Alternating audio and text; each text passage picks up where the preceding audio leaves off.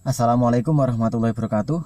Terima kasih, jumpa lagi di materi saya, Tamrin Fatoni, di mata kuliah Psikologi Pendidikan. Pada pertemuan yang ke-10 ini terkait dengan individu berkebutuhan khusus. Seperti apa gambarannya? Yang dikatakan individu berkebutuhan khusus ini adalah siswa atau anak didik yang mana mereka itu tidak sama dengan teman-temannya, itu ya. Dan siswa ini mengalami namanya gangguan fisik. Fisik itu bisa mengalami cacat, bisa mengalami kekurangan pandangan matanya, atau tunanetra, atau cara berbicaranya, atau tunarungu. Ini adalah gangguan fisik. Kemudian gangguan mental, bisa mengalami depresi atau stres atau problem-problem mental lainnya. Intelijensi dari siswa mengalami intelijensi, yaitu gangguan dalam belajar, gangguan dalam intelijensinya, bagaimana dia mengalami kesulitan namanya belajar. Dan terakhir emosinya, emosi yang tidak terkontrol. Oke, itu ya. Ini gambaran awal terkait dengan yang dikatakan sebagai anak berkebutuhan khusus. Makanya ini sebagai acuan awal PR guru untuk menyelesaikan problem-problem ini. Dengan adanya ini, maka memerlukan bantuan khusus. Siapa yang bisa menyelesaikannya? Yaitu yang bisa menyelesaikan adalah guru tersebut.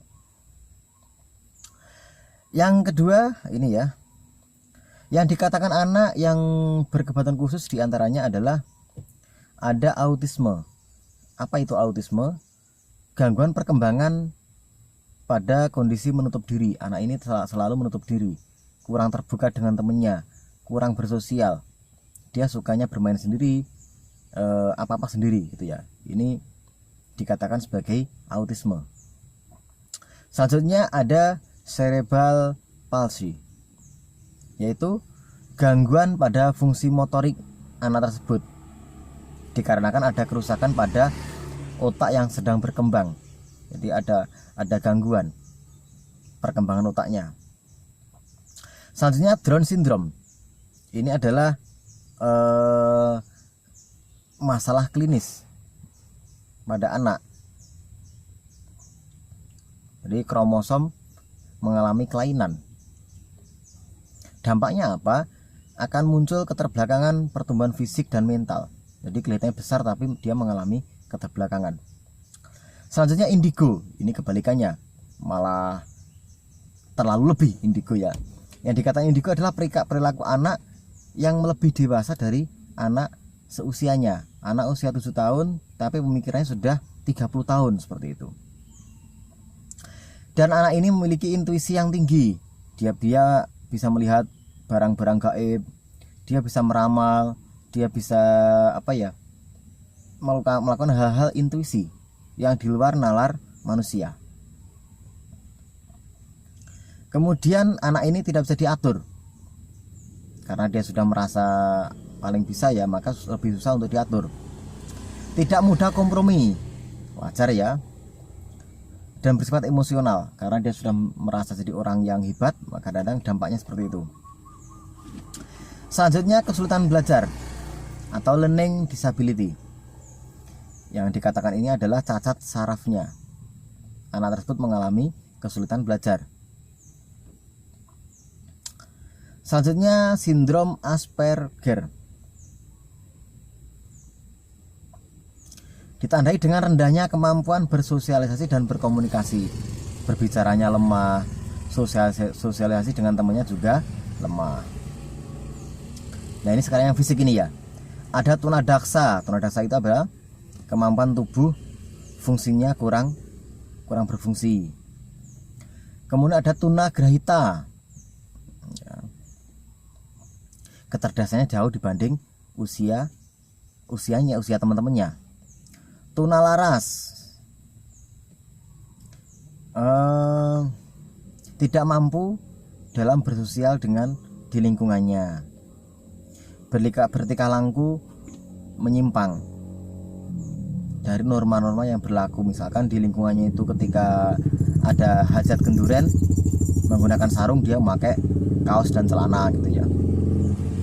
Tunanetra, gangguan pada penglihatan.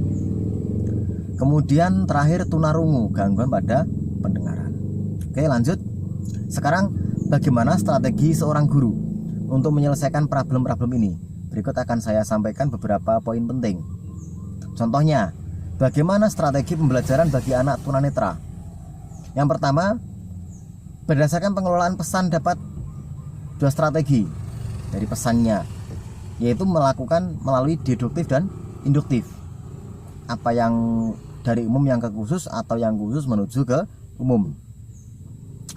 Yang kedua, dari sifatnya pengolah pesan, yaitu strategi pembelajaran bisa menggunakan ekspositorik dan heuristik. Bisa melakukan pembelajaran secara heuristik gitu ya. Kemudian strategi pembelajaran bagi anak yang berbakat. Anak itu punya bakat tapi tidak bisa tersalurkan karena teman-temannya ya tidak seimbang dengan dia atau tidak cocok. Apa yang dilakukan? Pembelajaran diwarnai dengan kecepatan dan tingkat kompleksitas. Ada kecepatannya, kita kasih kuis gitu ya. Tidak hanya mengembangkan kecerdasan intelektual, tidak hanya sebatas materi-materi dari LKS, tapi juga mengembangkan materi tersebut. Orientasi pada modifikasi proses, konten dan produk. Ada prosesnya, kemudian ada produknya, ada kontennya juga.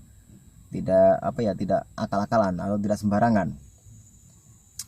Selanjutnya, strategi pembelajaran bagi anak tunagrahita. Apa yang dilakukan? Pembelajaran yang diindividualisasikan. Jadi anak itu disendirikan. Tidak bisa anak itu digabung dengan teman-temannya. Yang kedua, strategi kooperatif dan strategi modifikasi tingkah laku.